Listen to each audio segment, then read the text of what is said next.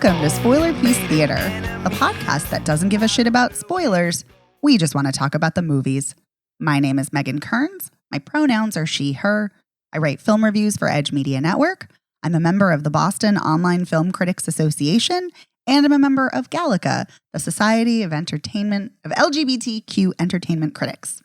My name is Dave Riedel. My pronouns are he, him. I write and I yap about movies, and I'm also a member of the Boston Online Film Critics Association. My name is Evan Crean. My pronouns are he, him. I'm co-chair of the Boston Online Film Critics Association and co-author of your 80s movie guide to better living. Yes, you are, sir. Yeah, it's never been proven otherwise. So It's true. Hashtag facts. We're going to be talking about some movies this week, as we always do. But before we get into that, we want to tell you about our Patreon this week. Every week, we put out bonus episodes for our patrons. For $5 a month, you get access to the weekly bonus episodes, as well as our entire back catalog of hundreds of episodes. And this week, we talk about 1962 political thriller, The Manchurian Candidate, in honor of Angela Lansbury, because it's extremely sad that she has passed away. And so we wanted to talk about her phenomenal performance in that film. And we have a great time, because we always have a great time on Patreon. So if you're a patron, go check it out. And if you're not a patron, consider joining. yeah. Think about it, people. Yeah. You know what I was just thinking? What if Jessica Fletcher were the mom character in The Manchurian Candidate, and the mom character in The Manchurian Candidate were Jessica Fletcher in Murder, She Wrote? That would be the most amazing show. I was like, that wouldn't work. It'd be a different show. She'd be like, it was murder. Who gives a shit? Give me a fucking martini. You know? Anyway. Give me a fucking martini. Yeah. Dirty. It's the 80s, so you can swear by then. Oh, I love Murder, She Wrote. And I love Angela Lansbury. Me too. But for this week's movies, as much as we love Angela Lansbury and would probably love talking about Murder, She Wrote, we're going to be talking about the movies Run, Sweetheart, Run and The Wonder. And we're going to kick things off with Run, Sweetheart, Run, which is a horror film, a supernatural horror film, directed by Shana Fest. And it's from a screenplay by her, as well as Keith Joseph Adkins and Kelly Terrell. And the film stars Ella Balinska and Pilu Asbeck. I'm not sure how to pronounce his name, but basically it's the guy who played Euron Greyjoy, the replacement on Game of Thrones. Mm-hmm. So here is the synopsis from the press release. Initially apprehensive when her boss insists she meet with one of his most important clients, single mom Cherie is relieved and excited when she meets charismatic Ethan. The influential businessman defies expectations and sweeps her off her feet. But at the end of the night, when the two are alone together, he reveals his true violent nature. Battered and terrified, she flees for her life, beginning a relentless game of cat and mouse with a bloodthirsty assailant hell-bent on her utter destruction. Emphasis on the bloodthirsty. Yes, because we should start right away. She is on her period, and I have not really talked about this much on the show, but I love a film that does not shy away from menstrual blood. Too many films do not show it. This film makes no bones about it, shows it constantly throughout the film. Mm-hmm. She has her period, and she is constantly in need of a tampon, and she's constantly cannot get one, bleeding on the ground, or she'll get one, but then she rips it out for various reasons to throw him off her trail. Mm-hmm. But trail scent, same thing, but yes. But so he is a demon, possibly vampiric, as we later learn. And she has to run for her life, literally. And we see stylized on screen, run, telling her to run. Mm-hmm. And that's exactly what's happening. And no matter where she goes, he shows up, finds her over and over and over again. So... Yep. Guys, what did you think? Someone else I'll jump first. In. Yeah. I'll jump in. I really enjoyed this movie because it went places I was not expecting, I think. I thought, based on the summaries I'd read, that this would be kind of like a straight-ahead thriller.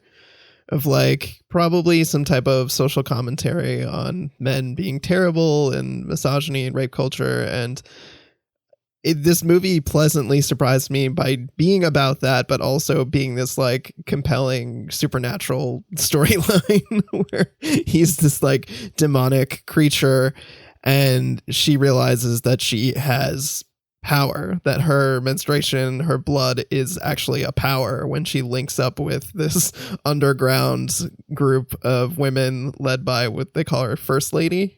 First Lady. Yeah. Yes, played Who's by kind of Sheree like Agdashlu. She's kind of like the inverse to this guy in terms of like being a...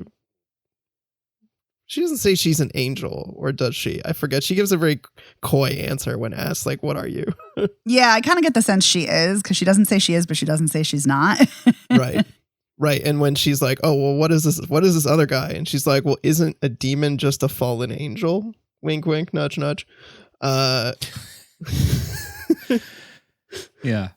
So there's this underground group, and I love that they're walking around wearing karate gis where like they're all red belts and they've got like one sleeve that's red. I enjoyed that the movie just like fully leaned into this idea and just went with it. And I thought it was like a little bit heavy-handed at first, but I'm glad it just kind of like leaned into this direction of being like, all right, we're going to have fun with this and be like a little bit lighthearted despite tackling like a serious theme and doing it in a like stylized and what's the word I'm searching for? I guess stylized is probably the best way to describe it. Like a stylized hyper reality kind of take on it. So I enjoyed this movie. I was not expecting to like it as much as I did, but I really dug it. Cool. All right. Dave, what did you think? Unfortunately, I kind of hated it. So, Oh, no. yeah. Well, for one thing, the guy who was the bad guy, every time I looked at him, I just kept thinking of Jamie Dornan. And I just not a fan of Jamie Dornan. So I was just like, why do we get like low rent Jamie Dornan? Just get Jamie Dornan. I mean, come on. Low rent Jamie Dornan. and I was kind of okay with this up until there was something strange about the way he looked at the camera, how they broke the fourth wall when they were going into his house. And I know the basic idea of the movie is that he's like a bad dude. But the whole supernatural element just kind of made me hate it. I just, his weird fucking Pepe Le Pew thing where he shows up out of nowhere, and also, I mean, I know that Sheree is, in a difficult position that her boss has put her in because he's trying to sacrifice her to, I don't know why. There's some kind of tithe, which makes me think it's some sort of religious thing, but that's never quite explained, which is fine. But, when he like freaks out over that little yappy dog in the restaurant, it's kind of like, you need to get your shit and get out of here, Sheree. That's a giant red flag immediately. Yeah. I was like, this guy has anger issues and he doesn't like dogs. Fuck him. Right. Yeah. But also, what was that dog doing in the middle of a really nice restaurant, like inside? It's not like they were like outdoor dining somewhere. Right. It was just we're not in France here, people. That dog happened to be in the middle of the restaurant like that. Could have been an emotional support animal. Dog. Yeah, exactly. So yeah, I just, every time she gets away, I'm just like, all right, he's gonna pop up in 3, 2, 1. Oh, there he is. And I guess maybe the point is, and I think I'm being generous, but maybe the point is, misogyny is everywhere. You can't escape it, et cetera, et cetera. But I just found the whole supernatural aspect just as like as a decision, not for its message or what. It just kind of just like, well, you gotta fucking watch more like guys who are like, demons from hell. So by the time they got to her finding the first lady, I was just like, well, okay, this only makes sense now, and I just, I mean, I'm sorry to kind of crap all over it, especially since you really liked it a lot, Evan. But no, that's fine. I knew you would probably find the fourth wall breaking a little too cute for your taste. When I was watching it, all I could think of was you being like, I don't like this. Just too cute for me. It's kind of, it was more like, not that it was too cute. It was like coy and it's like, aren't we clever kind of way. And I really didn't like it. And then just the whole thing when she gets thrown into the, first of all, and I know this happens all the time, no one believes her that she's been attacked. But I've just gotten to a point where that just makes me mad, when I see it, just because it's like, welcome to the world of being a woman. I know. I imagine, living with it must be much, much, much more difficult. And she's a Black woman, which makes it worse. And then she gets thrown into the prison cell, and this woman knows immediately what's going on. It's just like, all right, coincidence of coincidences. So, and like she's got the daughter that the babysitter is watching, and I know that's not like really forgotten because she's like, I got to call the babysitter. I got to make sure I get a different babysitter. It's like, this is a whole huge plot hole that you've left here because like there would be people like freaking the fuck out that this woman hasn't come home for her child. Not that would necessarily result in any actions being taken to find her, but it's, it's just something that just seemed like we're going to just shove this off to the side over here. So I don't know. It just, at least it was short. So actually it wasn't that short, but yeah. And also I thought that the actor whose name I'm just going to call him low rent Jamie Dornan. I just thought he was bad. I just didn't like, and now I think that might just be because that's his character. It's just like he's evil, whatever. But I just didn't care for his performance. It just stuck out to me like, I'm reading words on a page. I'm an actor, I liked him, but I had also seen him in Game of Thrones where he plays such a cocky, smug piece of shit. And so I feel like for me, I'm just like, I've seen him do this before. And like, I think for me, pulls it off because I'm like, I'm used to seeing him be a smug, cocky piece of shit who thinks he's like completely untouchable. Okay, I have to jump in. Yes, please do. So I have also seen him in Game of Thrones as Euron Greyjoy, and I think he is horrendous. I think he is a terrible actor. I think he's terrible as that character. Sorry, Evan, but I just do not agree. I think he's very one-dimensional, and I think that's my problem with this performance. It's that it's very one-dimensional.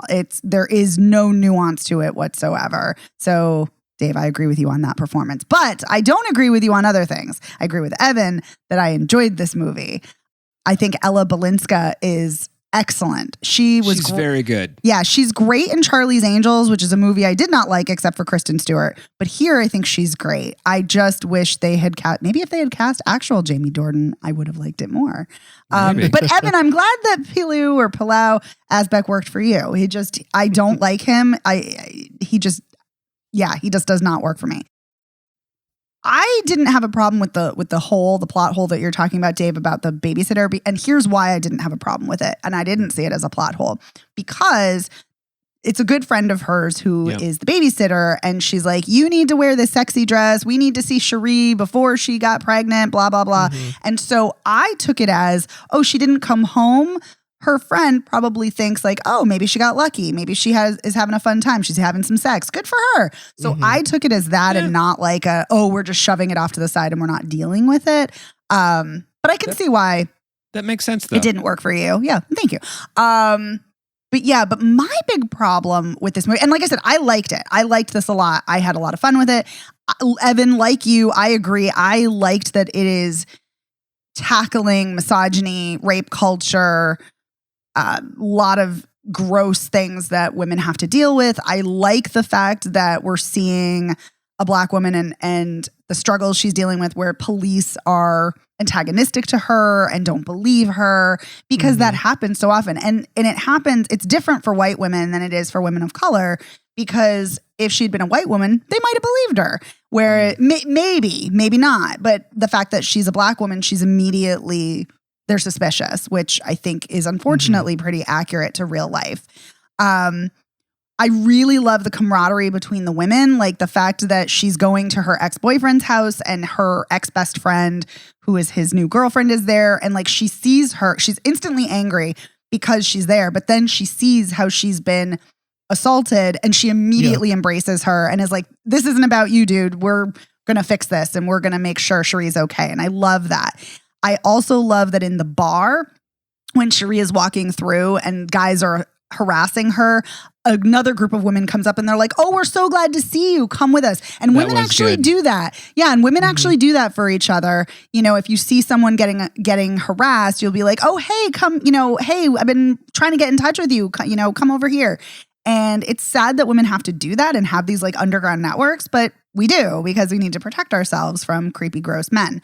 What my big problem with this movie is, and it has to do with the supernatural element of it, is that while I get the concept and while I like it, and it's terrifying, you know, it's kind of like It Follows, like he's always showing up. It's like, you know, he's never going to go away, which obviously shows the ubiquity of misogyny, which is awful, of course.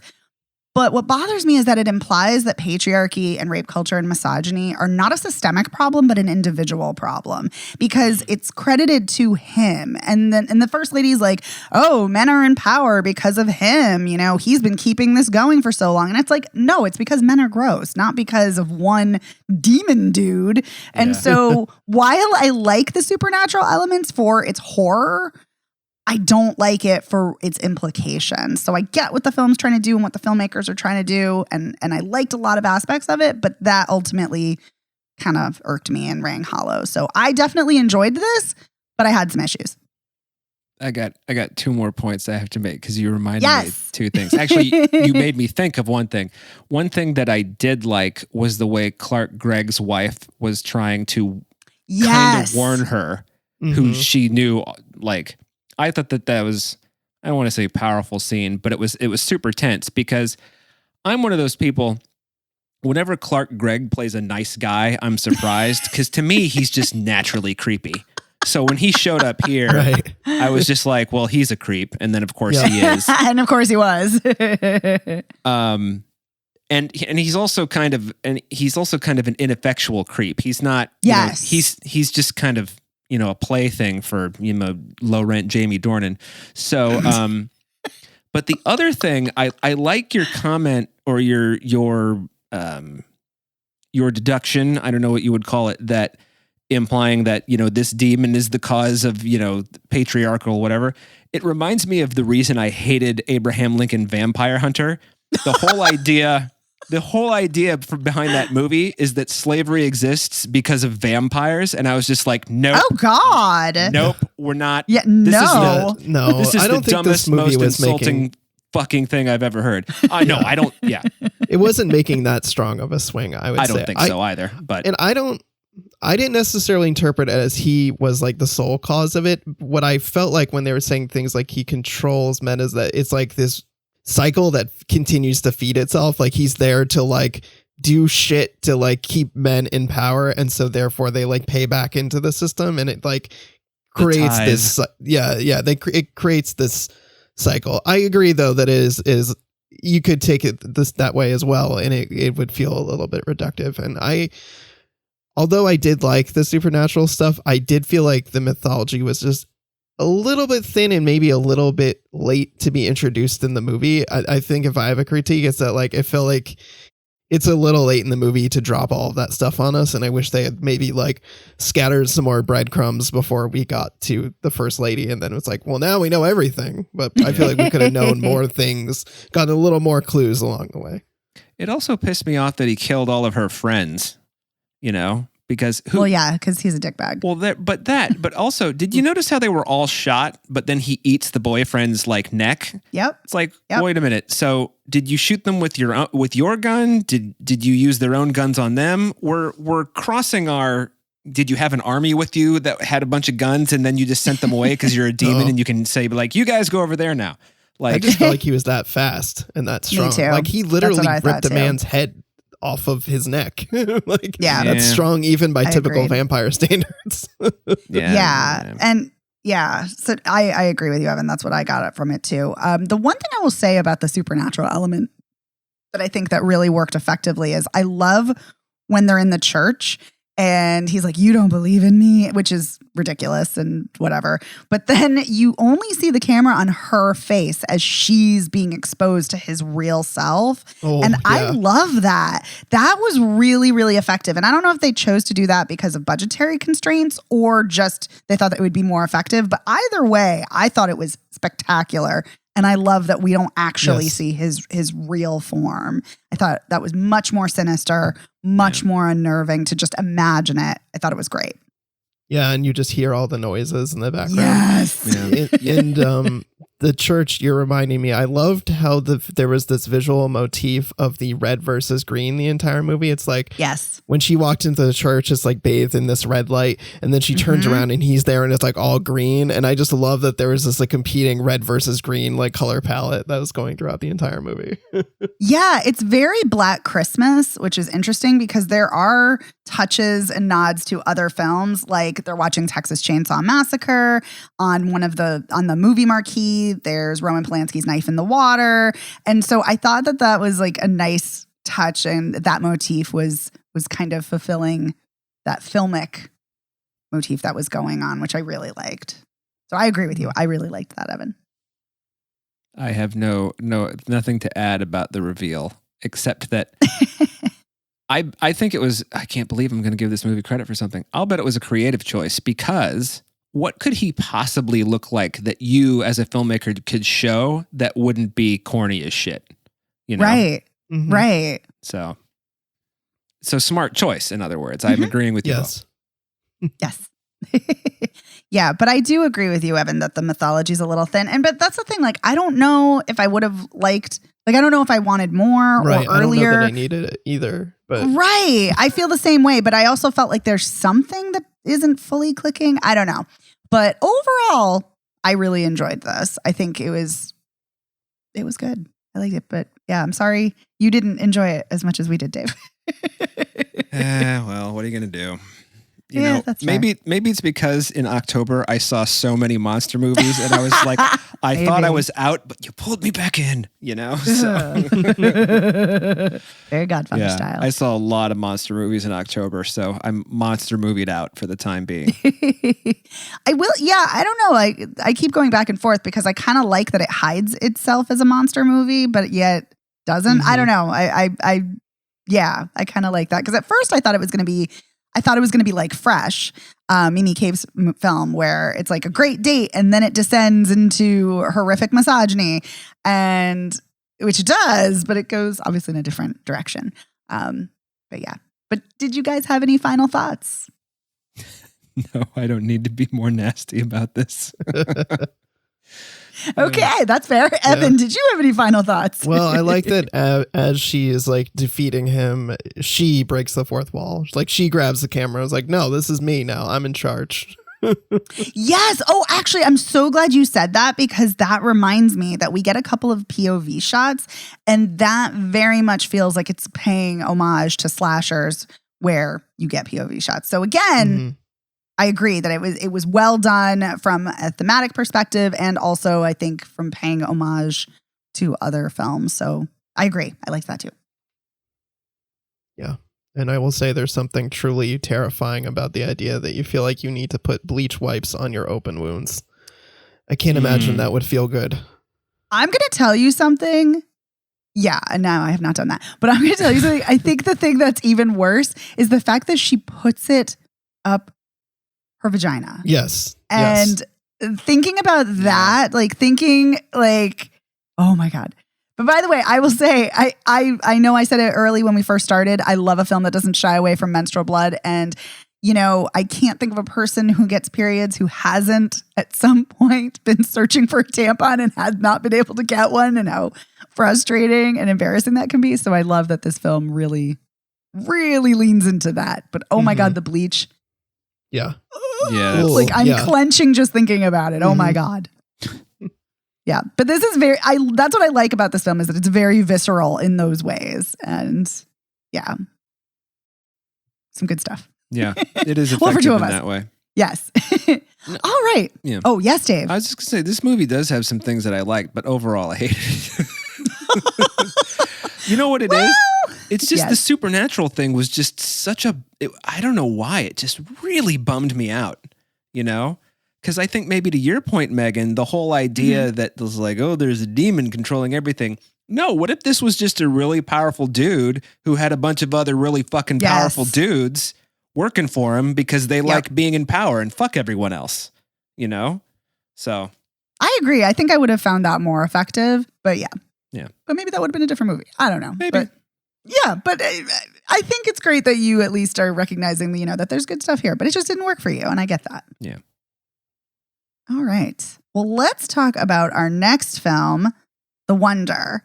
And The Wonder is a period drama by Sebastian Lelio from a screenplay by Emma Donoghue, Lelio himself, and Alice Birch. And it's based on Emma Donoghue's own novel that came out in 2016. And it stars Florence Pugh. And let's give you the synopsis from Netflix press release. In 1862, it's 13 years after the Great Famine. Doesn't say where, but it's in Ireland. An English Nightingale nurse, Lib Wright, played by Florence Pugh, is called to the Irish Midlands by a devout community to conduct a 15-day examination over one of their own.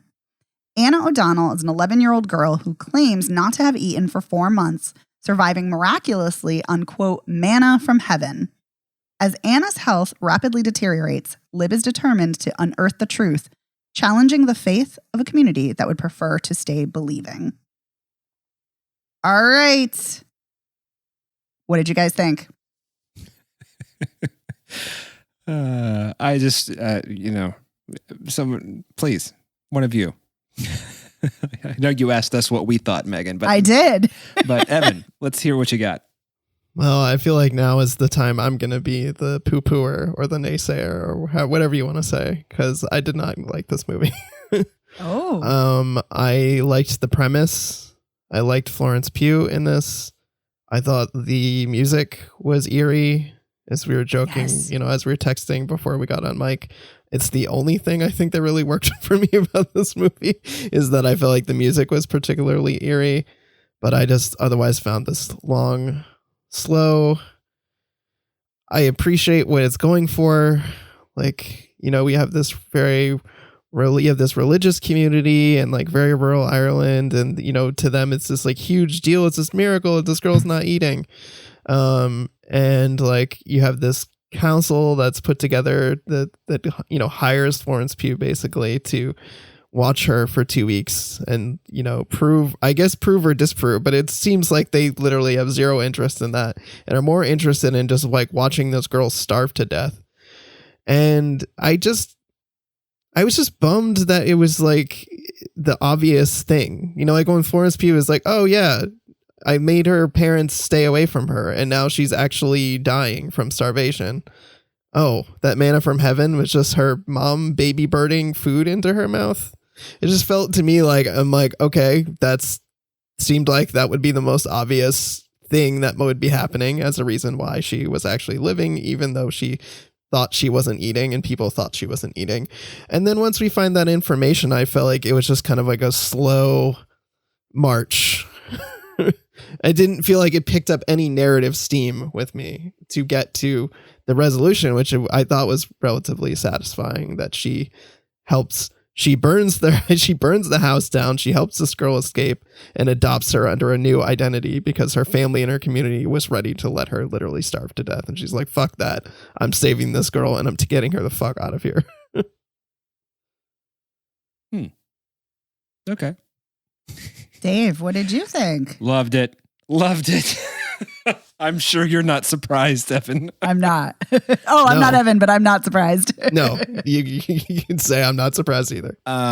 Movies that move this slowly and deliberately, even if they're bad movies, they always get an extra, you know, half star for me. But I mean, the only thing about it, and this didn't even bum me out, but I just knew the moment Florence Pugh, and it's early in the movie, she's like, oh, you have a son. And then, you know, Anna's mother is like, oh, he's gone over, which I knew meant dead, but Florence Pugh misunderstood to mean that he had emigrated somewhere.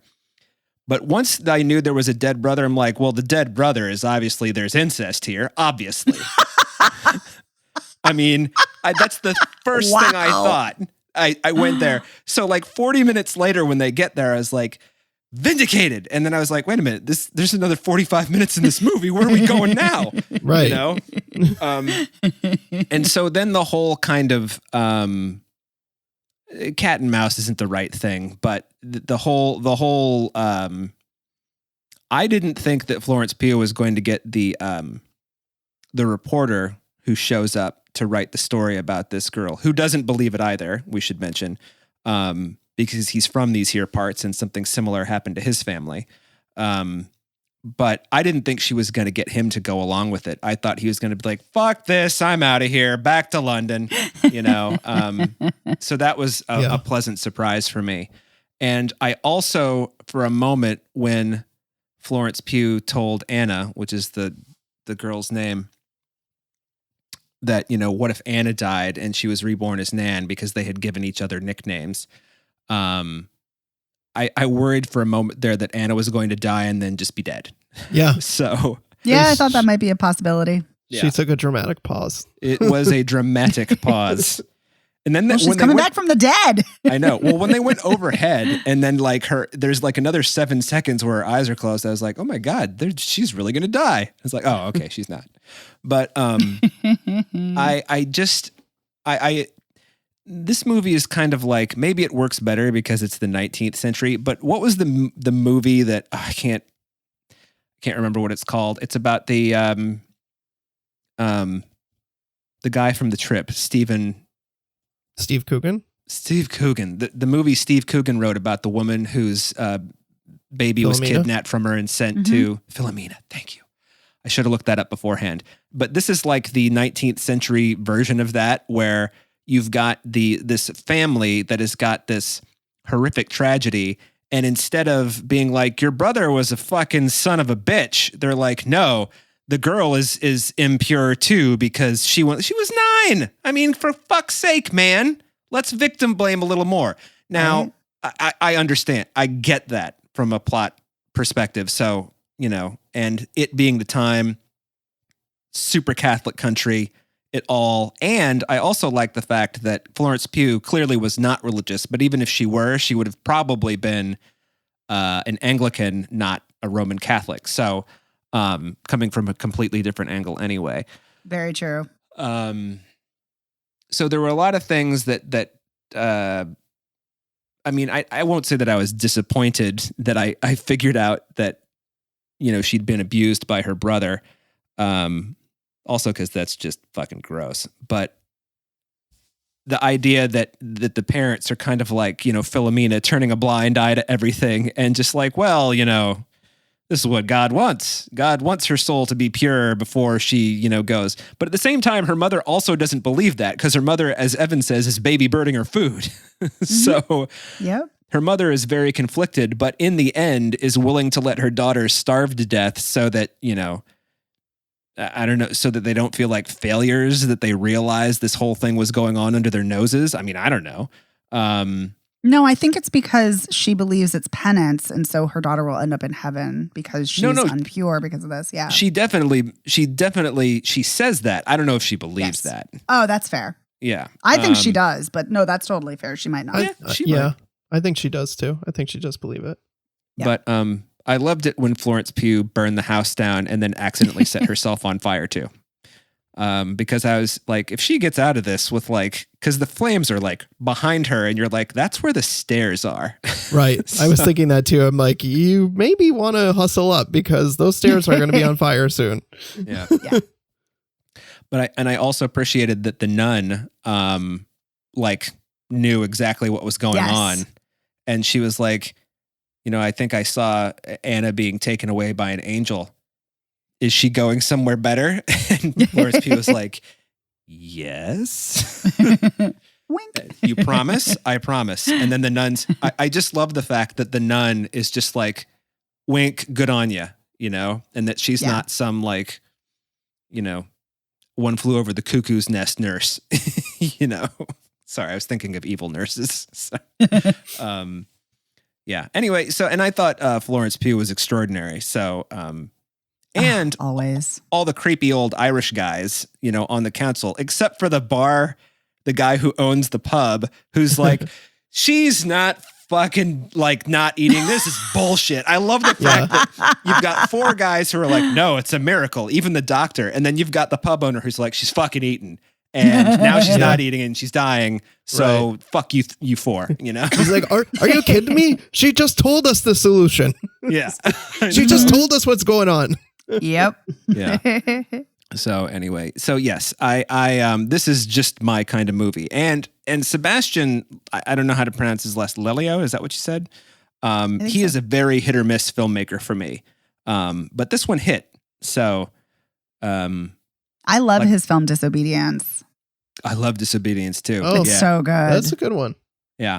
But Gloria Bell, Gloria, because he did the original and the English language remake.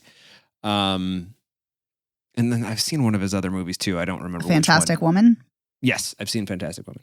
So, yeah, I also thought that the sense of time and place was kind of perfect. I'm not sure I understand why we opened up in the gym where they had all the sets staged, and why we ended it there with the woman who played, can't remember her, Kitty. With Kitty doing the voiceover in contemporary garb. But hey, man, stylistic choices, why not? Also, I should mention to you too that this is kind of a funny thing. When I started this movie, like all the tracking shots were stuttering, and I was like, don't tell me this is some weird stylistic choice. And I was like, wait, let me just like unplug my TV and plug it back in. And then it was fine. So Evan, your suggestion to just unplug something and then plug it back in worked again. Always the standard tech support first line of defense. Yeah. Yes. Yeah. I was going to say this movie definitely would not be stopping and starting in its cinematography because it's Ari Wegner, who is a stellar DP and who just does the most gorgeous work. I love her work in Zola, Power of the Dog. Yeah. Her work is just Power of the exquisite. Dog looks great. Yeah, and everything. I've seen 5 of the 6 films she shot, and they're all just stunning. This movie's no slouch, by the way, in that department. No, and that's actually what I want to launch into is, well, first of all, I should lead with, I loved this too. But since we're on the cinematography topic, I want to talk about that. It's so gorgeous. I love that it's for the time, lots of candlelight, but it just, everything when it's shot by candlelight just looks so glowy and, but also like ominous. It's great. There's a gorgeous dissolve where Lib is walking against, and there's a backdrop of mountains, and then it's a dissolve into Anna and like her profile sleeping, and I just love it. I gasped audibly. It was great. I love that Lib is one of the only ones, if not the only one, wearing blue in the film to kind of visually reify the fact that she's an outsider. I love that. But yeah, the cinematography is just exquisite. And I love Matthew Herbert's score. This is one of the creepiest scores and one of my favorite scores of the year. It's so good. And I love, Dave, that you texted us like, why am I so creeped out by this movie? And it's like, well, it's definitely the score that is making this movie feel so creepy and unsettling, which is great. But I love Florence Pugh. I agree with you, Dave. I think she is absolutely excellent. She's excellent at everything. Something. She does. She has that je ne sais quoi. She's so good. I love her. I also love Neve Algar, who is the woman who does the opening narration and does the closing, who plays Kitty. Neve Algar stars in the British horror film Censor, and she is amazing in that. So she's, I love her. I haven't seen that yet. Well, you should see it. It's great. It's really good. But she's amazing in that. She's great here. I love seeing Kieran Hines. So this is an excellent cast. I think the girl who plays Anna is fantastic too, provides a lot of nuance to her. And I, as someone who is an atheist, I don't always enjoy seeing films about religiosity and faith. Sometimes they're really interesting from kind of an anthropological perspective for me. But I think this is a really fascinating deconstruction of religion and of how it impacts a community. And it's interesting because Florence Pugh's character clearly is coming from either not being religious or from a completely different religious background. but she has her own rituals too. The fact that every night she takes her, tincture and then she, pierces her finger and drinks her blood, and then she plays with her dead daughter's booties. Like that's a ritual in a very similar way to being religious. And so I found that juxtaposition really intriguing and just fascinating, even though they never really delve into it. Just seeing it on screen, I just found so intriguing. So I love that, and I love this. I thought this was great. I thought it was creepy. I thought it was unnerving. I felt so terrible for Anna, of course, because she's molested, which is gutting and heartbreaking. Yeah. I love that Lib is like, no, fuck this. I'm a nurse. I take care of people, and I'm getting this kid out of here because her parents don't give a shit about her, and I'm getting her out. And it was really vindicating to see that, but it's so sad. So yeah, I thought this was great. I found this utterly riveting. Yeah. But I'm sorry you did not, Evan. Yeah, I agree. Sorry. But I'm glad you did it, Dave. Yeah. Well, when I was watching this, I was like, this is not an Evan movie. Because we talk about that kind of stuff all the time. Well, yeah, I mean, I always joke that period piece is usually a first strike against something. And I think I joked about that when we were talking about watching this, but I said, but it does have Florence Pugh, and I like Florence Pugh. Yes. And I think from a technical perspective, I really dug the score, and I really dug the cinematography, and I love that the cinematography is it's very clearly inspired by Impressionism, which was of the period. And there are many shots that look like Impressionist paintings, and I think that is such an impressive feat to pull off, to make things that are visually interesting in a film, but also that feel like individual snapshots of paintings or works of art. It's not an easy thing to do. So the cinematography is really striking. Yeah. Such a great observation, Evan, and I could not agree with you more. And I'm telling you, Ari Wegner is one of my favorite DPs. She also did In Fabric and The True History of the Kelly Gang, and and Lady Macbeth. She's just amazing. Anyway, I agree with you. It's gorgeous. I have a question for you both, and this is about the movie's credits. Did you notice that in the closing credits, Florence Pugh's name doesn't come up until the cast roll? They have every other actor listed, by just their name, not their characters. She's not there. And then when it rolls, cast by order of appearance, Lib Florence Pugh. Was her name in the opening credits? Does anybody remember? I don't. Because I thought I saw her name somewhere, so I thought I saw it in either the opening or the closing, but maybe my mind just filled in the gap, so now I'm not sure. I don't know. I rolled it back to check, and I'm like, nope, her name's not in there. So, which is interesting, kind of an interesting choice. I mean, I wonder why that happened, but I will definitely be watching this again. So, I love that. I love films about bodies, specifically about food and bodies and consumption and eating. And this reminded me, and I'm curious if it reminded you at all, Evan, it reminded me of Swallow in a certain way, just in some of the themes of like control. And even though it's dealing with completely different situations, I was very much reminded of some of the thematics of Swallow. But yeah, so that was another just really intriguing element. And, it's interesting because the most obvious answer is that she's being snuck food, or that, her mother is regurgitating food. I love that you called it baby birding, Evan. And I know that's what it is, but it's still just that image is so like, ugh. Yeah, but it's gross. It is gross. It's so the obvious answer. And for me, this film is so good that I wasn't even like bothered, like, oh, they're going the obvious route, or it's so clear. Like I was so mesmerized by what was happening and these characters and what was going to come next that well the movie was more interested in why she's not eating rather than the fact whether she is or isn't.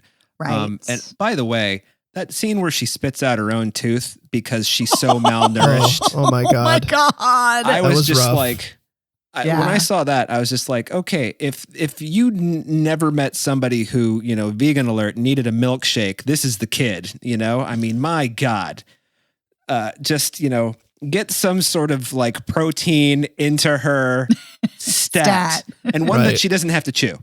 Yeah, You know? I made a joke because there's always those like horrible people that say like, oh, that person should eat a cheeseburger, and I was like, someone get this girl a cheeseburger. She needs to eat. Because I was just like, I don't want her to starve to death.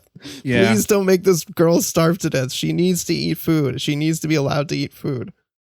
Yeah. It's a brutal, painful, torturous way to die. Like, Yeah. That's what's so unbelievable too, that her mother is willing to go along with this just because either she's intentionally deluding herself or just is so deluded by faith that, Yeah. it's unbelievable.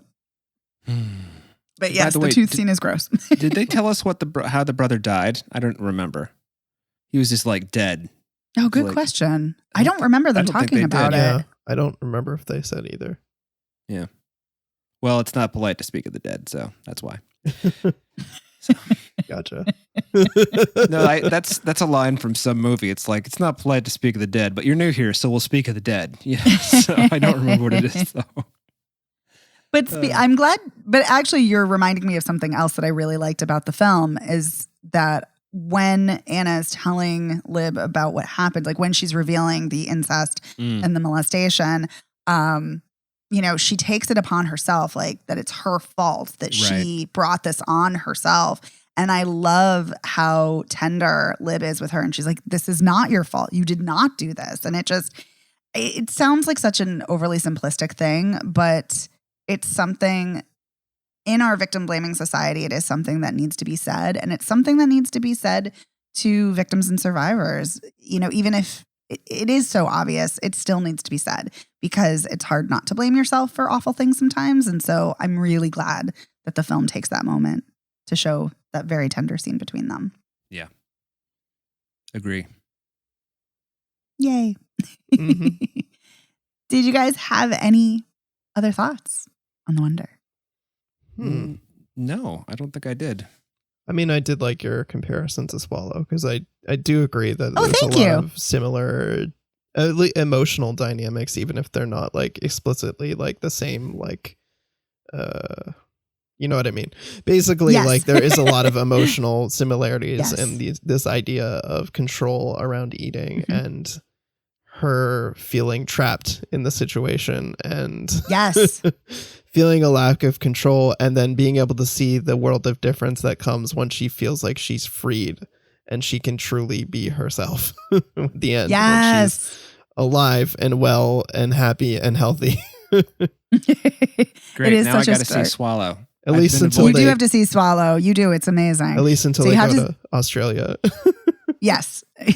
But yeah, no, I love that. I think that's such a great point, Evan. And I love that, when she's looking at the zoetrope of the bird and she's like, when the journalist gives it to her and she's like, oh, is the bird free or trapped? And he's like, that's your perspective. And like, it's very clear. It's, parallel for her. Yeah, it's not a subtle and feeling moment. so trapped. No, it's not. But here's the thing. I think in a lesser movie, I would be like annoyed, like, oh, this is so on the nose. It's too heavy-handed. But I think because this film is so well done, I was just like, yep, that fits. I'm on board. Like it didn't bother me that it was so on the nose.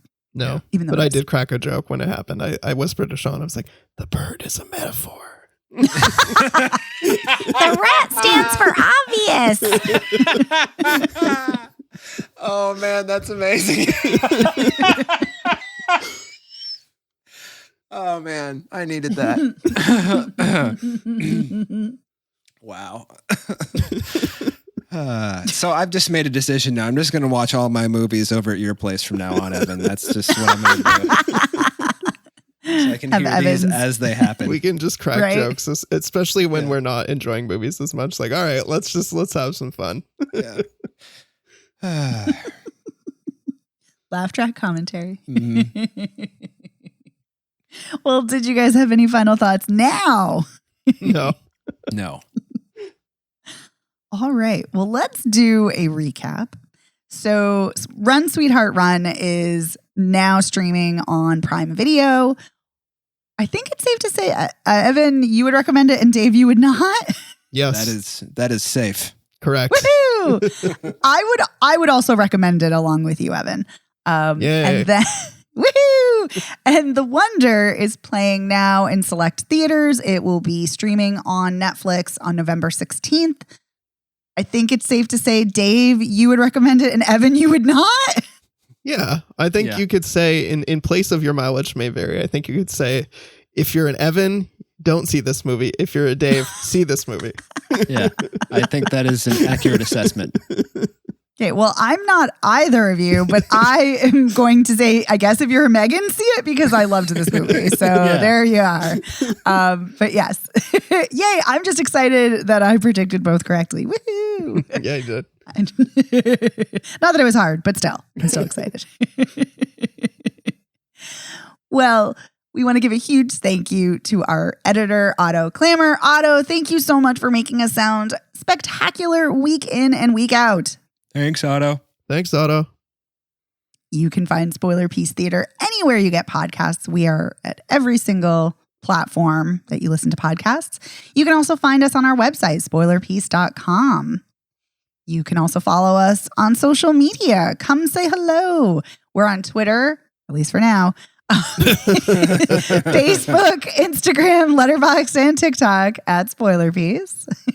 You can also reach out to us via email at spoilerpiece@gmail.com, or you can give us a call at 862-21-PEACE. Leave us a voicemail message, text us, let us know. Yes, you loved Run, Sweetheart, Run, and you loved The Wonder, or no, you did not like them either.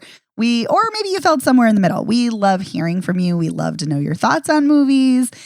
We enjoy it. So let us know what you think. Mm-hmm. And you can also message us about movies we haven't talked about either.